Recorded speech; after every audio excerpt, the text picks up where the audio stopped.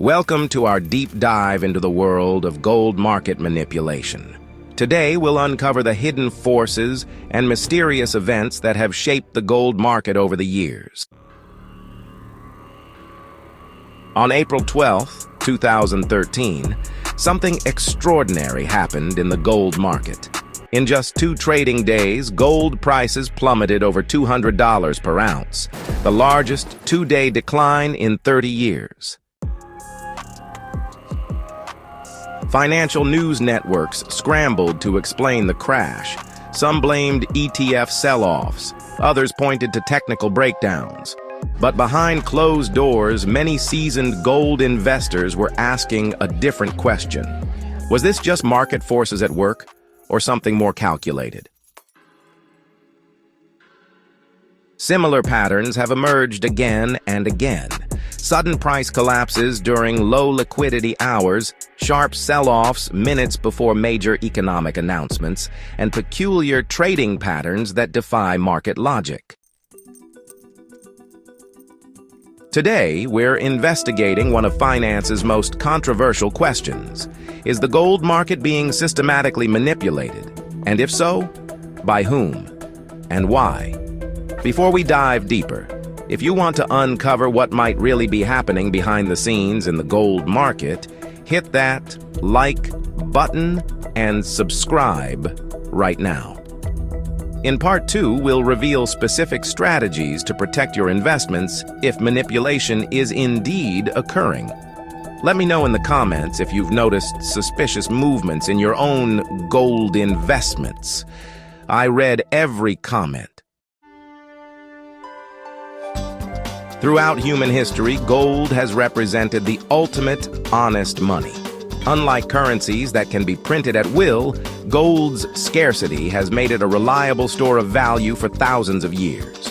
Today, gold still plays a crucial role in the global financial system. Central banks hold it as reserves. Investors buy it as a hedge against inflation and currency debasement. And for many, it represents financial insurance against economic uncertainty.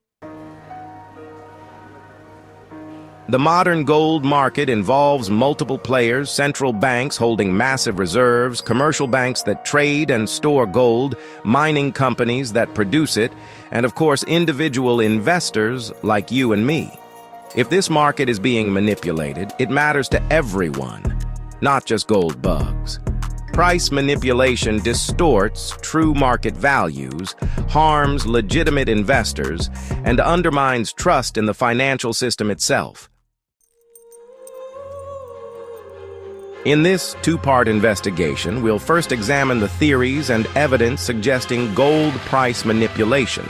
In part 2, we'll explore how to recognize potential manipulation and protect your investments. To understand possible manipulation, we first need to understand how the gold market actually works. The gold market has essentially split into 2 parallel systems: physical gold and paper gold. Physical gold is exactly what it sounds like: actual metal you can hold. This includes bullion coins, bars, and jewelry. The entire world produces only about 3,000 tons of new gold each year.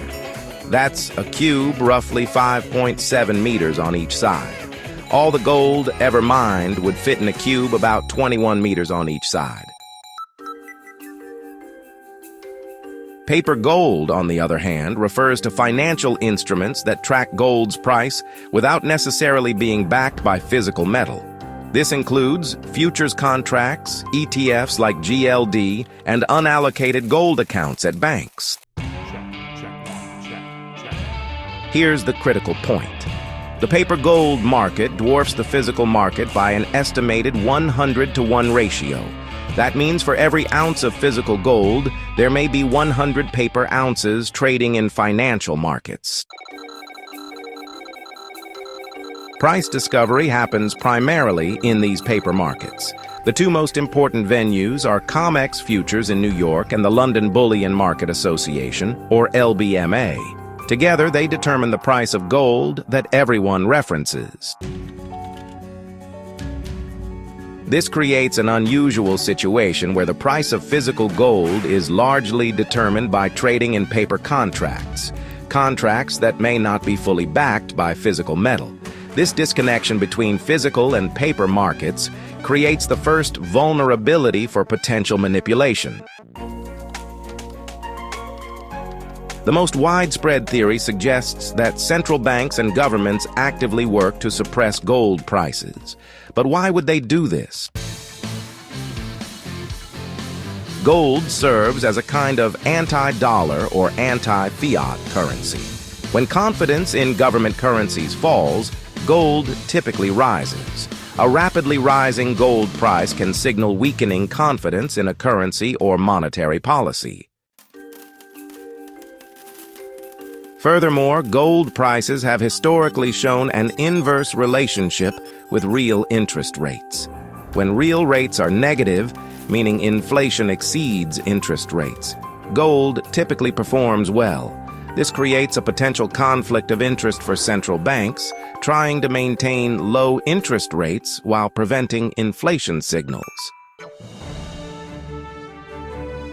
There's historical precedent for this type of intervention. From 1961 to 1968, 8 central banks formed the London Gold Pool, openly selling gold to suppress its price and maintain the $35 per ounce price mandated by the Bretton Woods system. When this manipulation became unsustainable, the pool collapsed, gold soared, and the United States eventually abandoned the gold standard. Even central bankers occasionally slip. In 2008, former Federal Reserve Chairman Alan Greenspan stated, "Central banks stand ready to lease gold in increasing quantities should the price rise." This begs the question, why would central banks care about rising gold prices unless they were actively managing them? The second major theory focuses on commercial banks, particularly those with large precious metals trading desks. Unlike central bank suppression, which would be a strategic policy, this type of manipulation would be tactical and profit-driven. One documented technique is called spoofing. A trader places large sell orders they never intend to execute, pushing prices down, only to cancel these orders after triggering a price drop. They can then buy at the artificially lower price before allowing the market to recover. Another technique is stop-loss hunting. Traders identify price levels where many investors have placed stop-loss orders. By pushing the price to these levels, they trigger an avalanche of automatic selling, driving prices down sharply before buying back at lower prices. What makes this particularly problematic is that many of these banks serve dual roles, acting as market makers while also trading for their own profit. This creates an obvious conflict of interest and information advantage. These aren't just theories. There have been several proven cases of gold market manipulation. In 2014, Barclays Bank was fined £26 million by UK regulators for allowing a trader to manipulate the gold fixing process. The trader, Daniel Plunkett, was trying to avoid paying out on a £3.9 million option to a customer. Regulator documents showed how he placed orders specifically to move the gold fix price. In 2016, Deutsche Bank agreed to settle lawsuits accusing it of manipulating gold and silver prices. As part of the settlement, Deutsche Bank provided chat logs showing traders at multiple banks coordinating their trading to manipulate prices. Most significantly, in 2020, JP Morgan agreed to pay $920 million to resolve claims that its precious metals desk engaged in a pattern of manipulation spanning 8 years. The Justice Department called it a massive, market-wide scheme. Several traders were criminally charged and some were convicted. Beyond these proven cases, technical analysis provides further evidence. Gold shows distinctly different price behavior during different trading hours. During Asian and European hours, gold typically rises slightly. During New York hours, particularly around the Comex open and close, and during the PM fix, gold tends to fall. Waterfall declines are another red flag.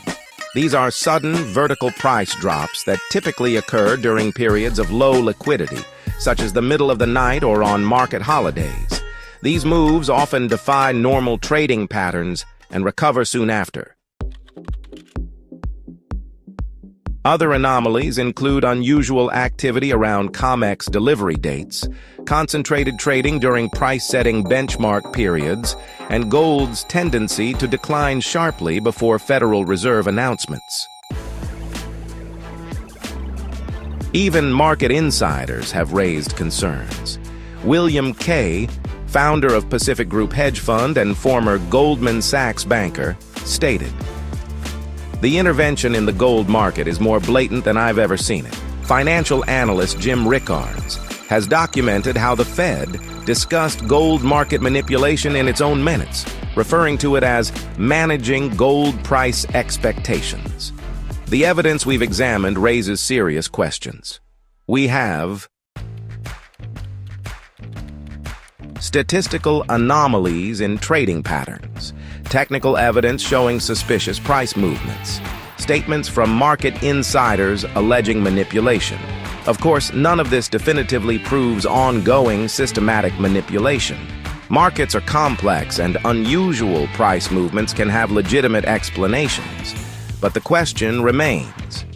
In a market this important, with this much evidence of past wrongdoing, can we be confident that prices truly reflect free market forces? In part 2 of this investigation, we'll examine the legitimate factors affecting gold prices and how to distinguish them from potential manipulation. Most importantly, I'll share specific strategies you can use to protect your gold investments in what might be a rigged market.